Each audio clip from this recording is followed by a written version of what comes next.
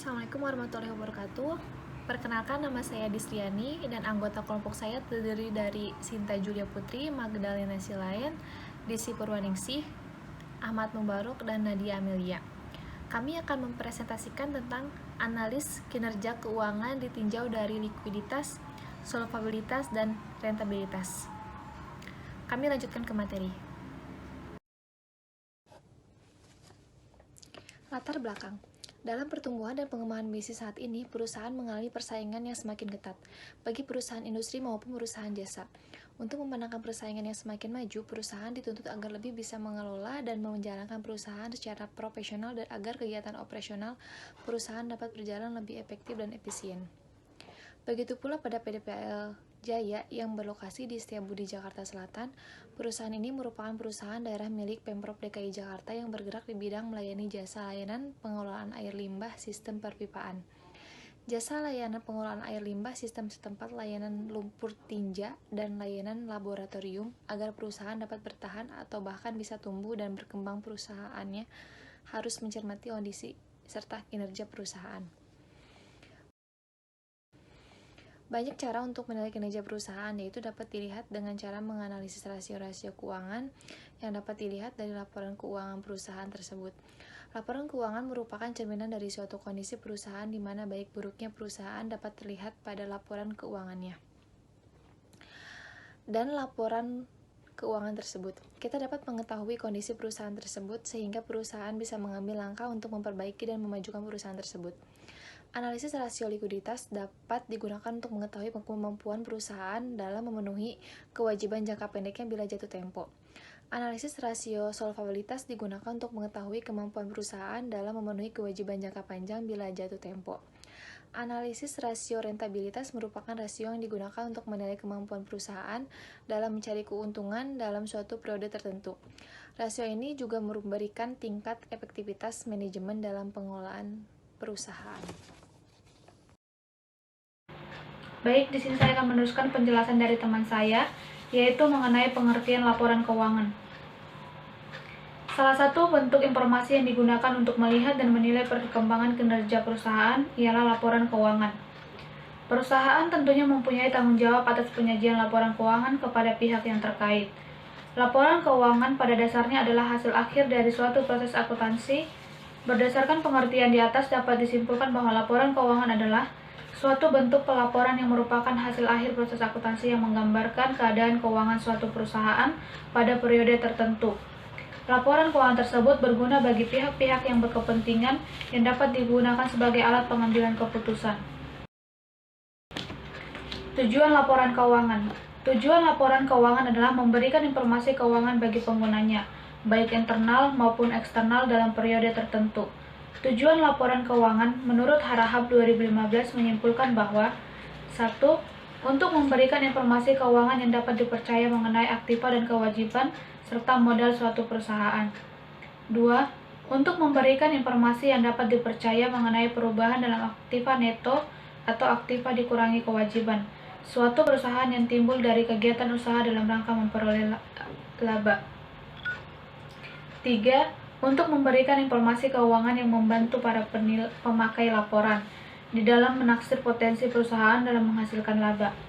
4. Untuk memberikan informasi penting lainnya mengenai pertumbuhan dalam aktiva dan kewajiban suatu perusahaan, seperti informasi mengenai aktivitas pembiayaan dan investasi untuk mengungkapkan sejauh mungkin informasi lain yang berhubungan dengan laporan keuangan yang relevan untuk kebutuhan pemakai laporan, seperti informasi mengenai kebijakan akuntansi yang dianut perusahaan. Jenis laporan keuangan. Menurut Kashmir 2016, menyimpulkan bahwa secara umum ada 5 jenis laporan keuangan yang bisa disusun, yaitu yang pertama, neraca atau balance sheet, kedua, laporan laba rugi atau income statement, yang ketiga, laporan perubahan modal, yang keempat, laporan arus kas, yang kelima, laporan catatan atas laporan keuangan. Pengertian analisis laporan keuangan. Menganalisis laporan keuangan berarti menilai kinerja perusahaan baik secara internal maupun eksternal. Menurut Harahap dalam Mei 2013. Analisis laporan keuangan berarti menguraikan pos-pos laporan keuangan menjadi unit informasi yang lebih kecil dan melihat hubungannya yang bersifat signifikan atau yang mempunyai makna antara satu dengan yang lain, baik antara data kuantitatif maupun non-kuantitatif. Dengan tujuan untuk mengetahui kondisi keuangan oleh lebih dalam yang sangat penting dalam proses penghasilan keputusan yang tepat.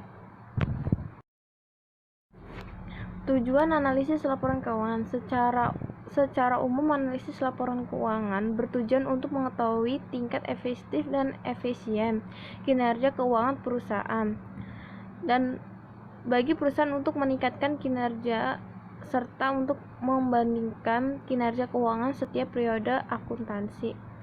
Menurut Kashmir Denny 2018, manfaat bagi berbagai pihak dengan adanya analisis laporan keuangan. 1. Untuk mengetahui posisi keuangan perusahaan. 2. Untuk mengetahui kelemahan-kelemahan apa saja yang menjadi kekurangan perusahaan. 3. Untuk mengetahui kekuatan yang dimiliki. 4. Untuk mengetahui langkah-langkah perbaikan apa saja yang perlu dilakukan ke depan. 5. Untuk melakukan penilaian kinerja manajemen. 6. Digunakan sebagai sebanding dengan perusahaan sejenis. Metode dan teknik analisis laporan keuangan. Menurut Kashmir 2016, bahwa dalam praktiknya terdapat dan macam metode analisis laporan keuangan. Pertama, analisis vertikal adalah analisis yang dilakukan terhadap hanya satu periode laporan keuangan saja, sedangkan analisis horizontal merupakan analisis yang dilakukan dengan membandingkan laporan keuangan untuk beberapa periode. Lanjutkan penjelasan dari teman saya, yaitu rasio keuangan. Pengertian rasio keuangan menurut para ahli. Yang pertama, menurut Kashmir menyimpulkan bahwa rasio keuangan merupakan kegiatan membandingkan angka-angka yang ada di dalam laporan keuangan.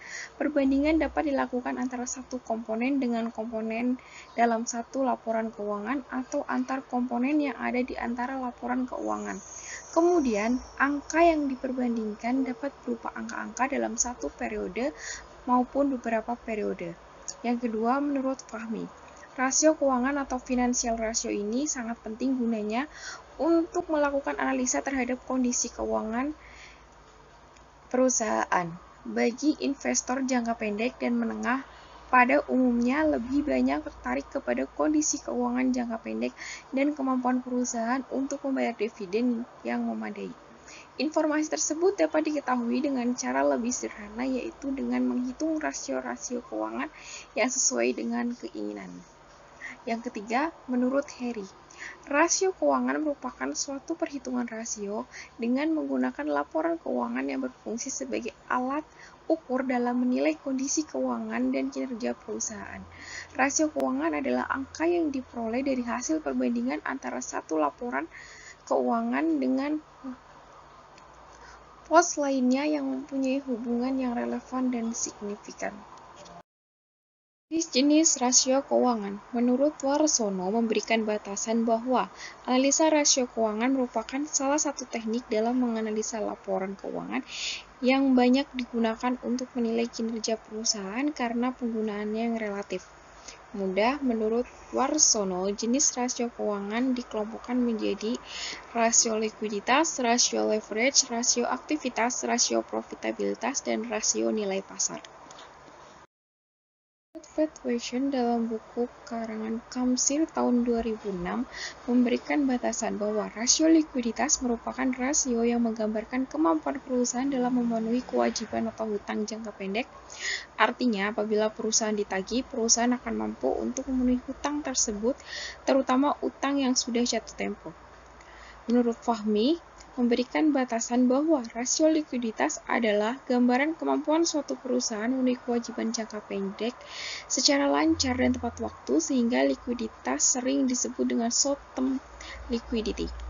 Dari definisi di atas, dapat disimpulkan bahwa rasio likuiditas adalah mengukur kemampuan perusahaan memenuhi kewajiban jangka pendek secara lancar dan tepat waktu. Apabila perusahaan ditagih, maka akan mampu memenuhi hutang atau membayar terutama hutang yang sudah jatuh tempo. Jenis-jenis rasio likuiditas. 1. Current ratio. Rasio lancar merupakan rasio untuk mengukur kemampuan perusahaan dalam membayar kewajiban atau utang jangka pendek yang segera jatuh tempo pada saat ditagih secara keseluruhan. Dengan kata lain, beberapa banyak aktiva lancar yang tersedia untuk menutupi kewajiban jangka pendek yang segera jatuh tempo. Rasio lancar dapat pula dikatakan sebagai bentuk untuk mengukur tingkat keamanan atau margin of safety suatu perusahaan.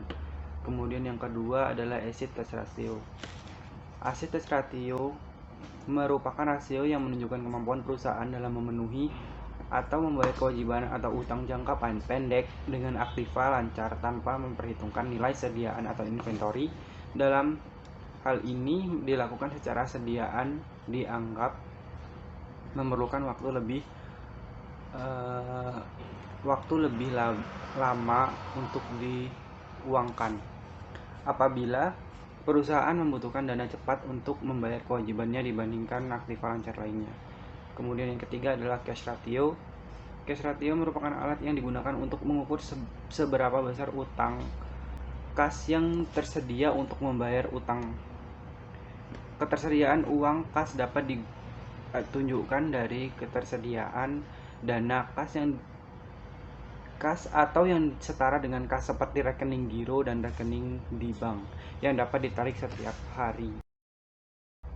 Kemudian ratio solvabilitas. Menurut Kashmir 2016 memberi batasan bahwa rasio solvabilitas atau leverage ratio merupakan rasio yang digunakan untuk mengukur sejauh mana aktiva perusahaan dibiayai oleh hutang. Artinya, berapa besar beban hutang yang ditanggung perusahaan dibanding dengan aktivanya. Jenis-jenis ratio solvabilitas, yang pertama adalah debt ratio, 2 debt to equity ratio, dan yang ketiga adalah long term debt to equity ratio. Rasio rentabilitas. Menurut Munawir 2014 memberikan batasan bahwa rasio rentabilitas merupakan rasio untuk menilai kemampuan perusahaan dalam mencari keuntungan. Yang terakhir adalah jenis-jenis rasio rentabilitas. Menurut Munawir 2014 menyimpulkan bahwa jenis-jenis rasio rentabilitas adalah sebagai berikut. Yang pertama adalah rasio perputaran aktiva, yang kedua gross profit margin, yang ketiga net profit margin, yang keempat return of asset, dan yang kelima adalah return of equity.